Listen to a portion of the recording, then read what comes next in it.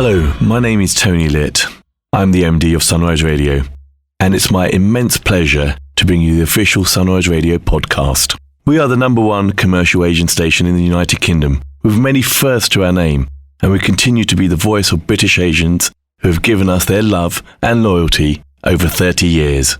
It's a legacy we cherish and a responsibility that we don't take lightly. Our aim has always been to entertain the listeners with the best of Bollywood and Bhangra, while also addressing their concerns. A real voice for the community, a vibrant community, and a great nation. We are proud to be British and Asian. This podcast is a compilation of some of the things we do on the station, with a stellar lineup of presenters who each have their own personality and style. It's entertaining, informative, engaging, and we hope you will enjoy it here as a podcast if you are unable to tune in to the radio. Don't forget to subscribe and tell your family and friends about this podcast. And do leave us a comment on what you think. We'd love to hear from you. All the best always. Team Sunrise. The UK's biggest station mix. Sunrise Radio. You are tuned to the Love Lounge with the Love Doctor. Amit Sodha is in the house, and it is that time as well for our debate at 8. Well, just gone 8 o'clock anyway. I've got an amazing guest joining me on the phone right now. Let us get her on. Hello, how you doing? Hi, Amit. How are you doing? I'm good. This is my lovely guest, Sweta, ladies and gentlemen, and we are going to have a debate at 8. So we were speaking off air a little while ago, and we've been having this conversation about are we dating and getting into relationships too late, therefore making it harder on us? I kind of say yes, and my guest kind of says no. So we're going to speak about this and get both sides. And I just wanted to kind of give everyone a bit of a heads up on the poll I put on the Sunrise Radio Instagram account as well. And so far, it's showing 80% yes and only 20% no. So 80% in favour of what I'm saying, 20% in favour of what Sweta is saying.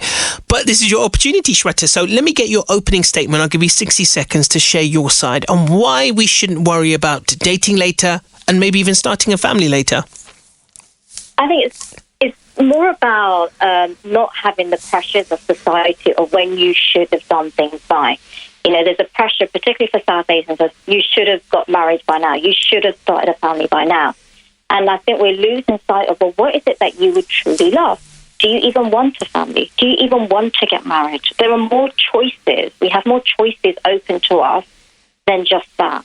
It's, you know, there are different ways to start families nowadays, right? People may want to adopt. And even if you did get married, there's no guarantee that that baby's going to suddenly come. There may be problems, right, which was the case for me. And it ended up being later anyway. So there's never, and your age is not a mark point on when you should have done things by or when things should happen. It's not a deciding factor. It's about you and what would you truly love to be creating? What is your vision for your future? Do you even want a family? Do you want to get married? And if so, what does that partner look like? Invest in that time in yourself. I see so many people that have got married too young and they haven't even fallen in love with themselves and who they are. Marriage is not a magic formula. You've got to love yourself first, fully, for then someone else to fall in love with you. And you shouldn't feel the pressure to rush that or do that by a certain age. All right, so I'm going to pause you there. That's your minute. So you've gone over a minute actually. So I'm going to respond first. It's all good, but I want to respond first, right? Because I think that.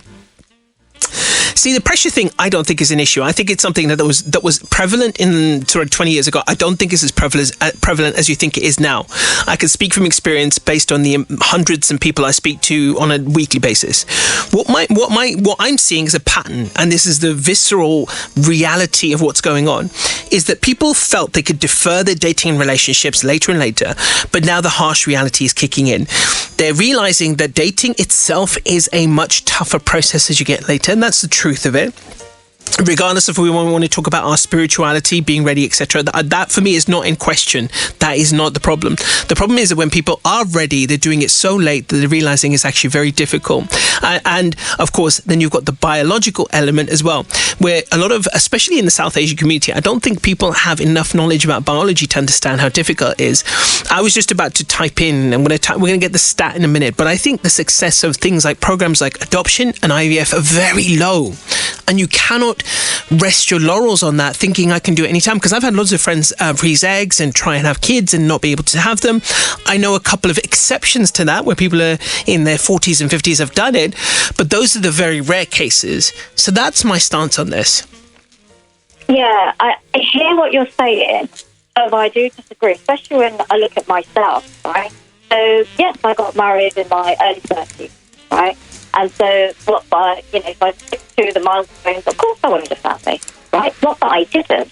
So what I'm trying to say here is you could even have in your mind that you want to start a family, and then things may not come up. It's not always going to be a hunky-dory scenario.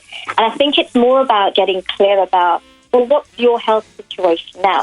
If you would truly, your heart is set and would love to start a family, then check yourself out. What is your situation? That's like, if I was talking to my younger self, that is something I would probably say. What can I do to better myself, be more healthier? But ultimately, what happened to me, could I have stopped it? No. But did I have a very healthy baby in the end, in my late 30s? Yes, I did. Am I happy? And is she the best thing I did? Yes, absolutely. All right, so I'll pause you there. I had her in my 20s. So I don't. I'll pause you there. Oh, no, 1 second, Sweta. I'm going to pause you there as well, right? So that I can just get a response in, and then what we're going to do is we're going to do a part 2. So I get you're talking about you, and this is the thing, though. You're using your own experience as a reference point.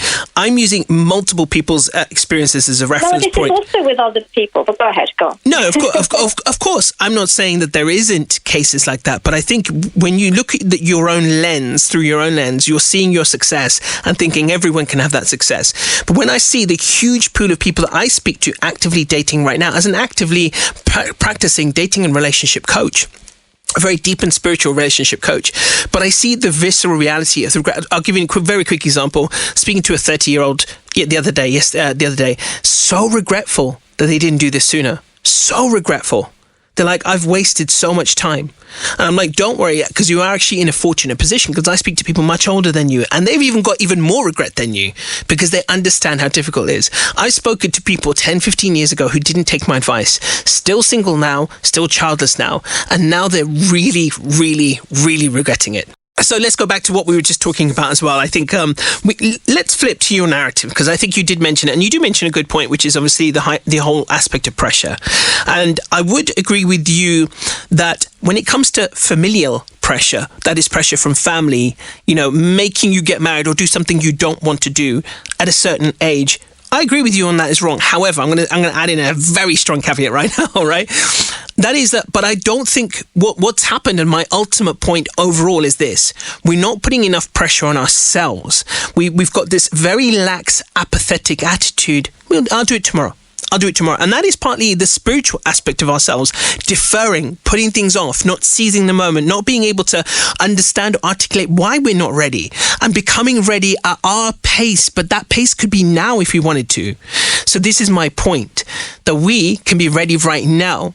What are we waiting for to be ready? I don't think it takes a lot. I don't think it's a huge process to love yourself. I don't think it's a long process. I don't think it needs to be drawn out. I think I'm more of a Adlerian psychology type of person. It just depends on what we choose now in this moment.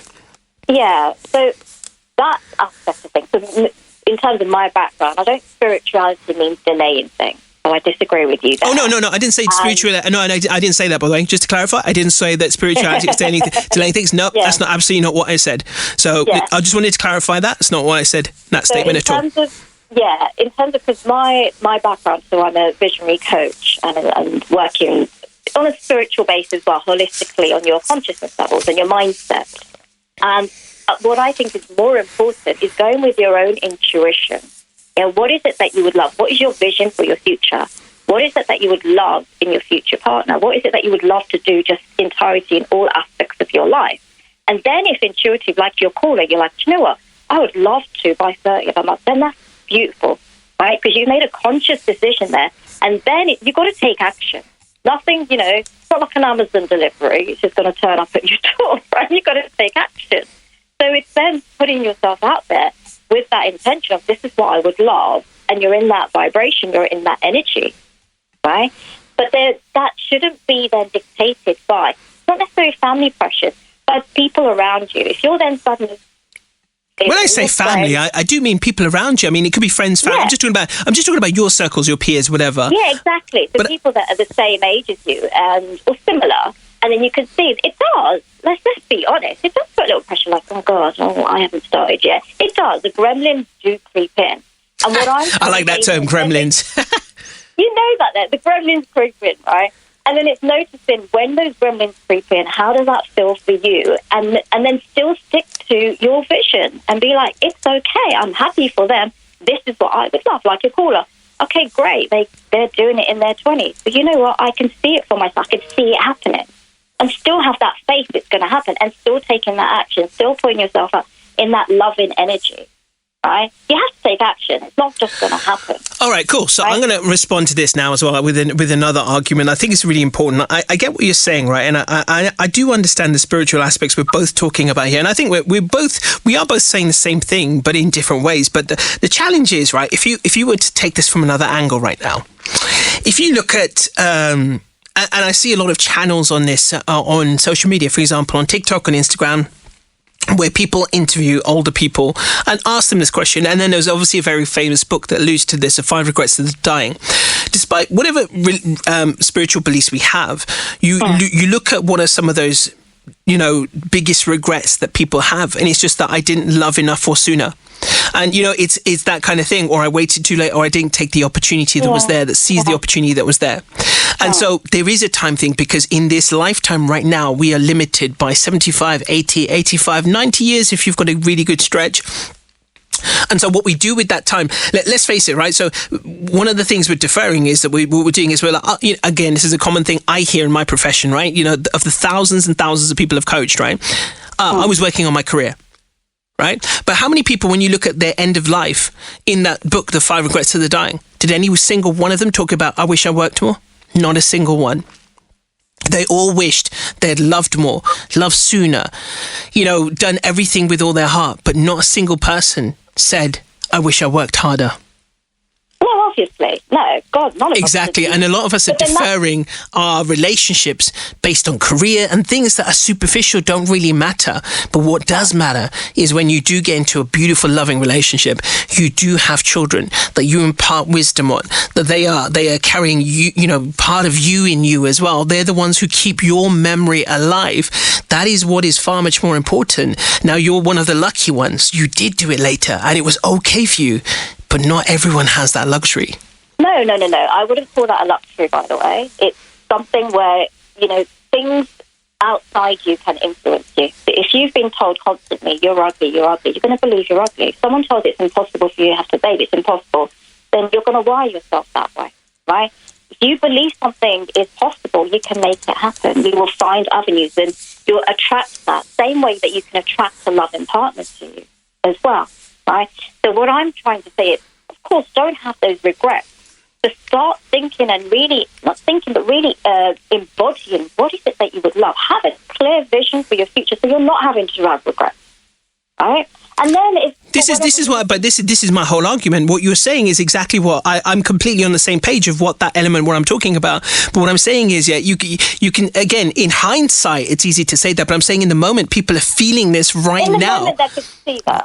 They are feeling it though. That people are coming to me. Even people as early as a good example was one I did the other day. Very visceral. This beautiful woman, intelligent, successful, at 30 years old, is feeling so much regret that she didn't do it sooner. Because 30 is still blooming young, all right? So where there's this again talks about age as a marker, 30 is young. Puberty is not the end of I your agree, life. and this Nothing is else- exactly what I said to her.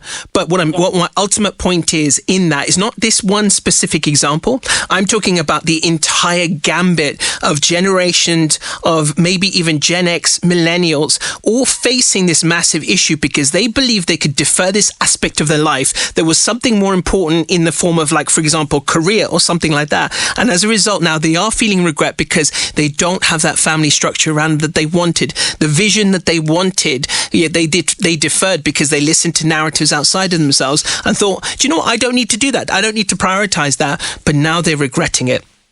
So what I'm going to do, Sweta, we're going to pause this here. I think it has been a beautiful it has been a beautiful debate, and I honestly I commend you on being a fantastic debater. It's probably one of the best ones we've had so far. So I want to say thank you, but we will revisit this because it isn't such an important subject. There's more here. Yeah, it is. It's such an important subject as well. No, thank you for coming on as well. I really appreciate it. You've been an absolute superstar. Thank you so much. And what do you think? You've still got time to get your answers in. Let us know on your thoughts on this debate. Either WhatsApp me or answer the poll on the Sunrise Radio Instagram. Catch our love guru Amit Sodha between 7 p.m. and 10 p.m. every Sunday for that chill out zone.